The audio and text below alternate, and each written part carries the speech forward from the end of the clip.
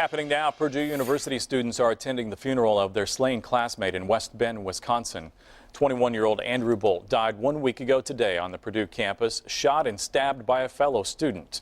The university provided 3 buses for students, faculty, and staff to make that journey to Boldt's hometown. Derek Thomas has that story.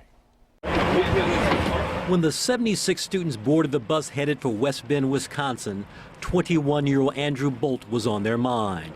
He was smart, but he was quirky.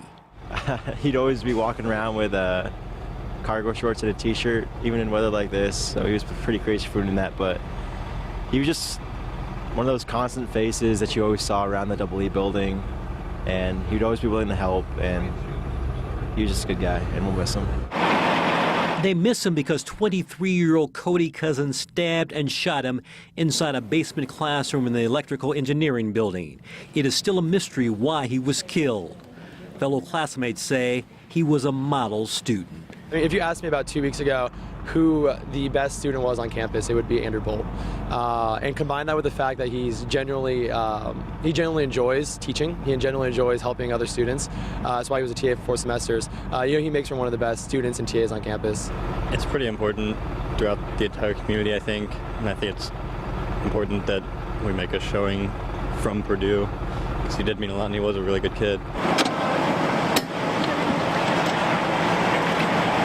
Students are going to the funeral seeking closure, but if they cannot find it, the university will help. Well, we have counseling services available at our counseling and mental health services. We also have the Dean of Students office that can do some grief counseling, as well as provide support with class absences and work with faculty for students that are having difficulty kind of managing through this grief process. The students will attend the visitation and the funeral services.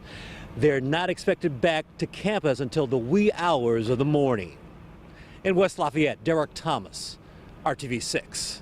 More details now about helping students cope with that tragedy. Purdue has scheduled a day of healing for Friday.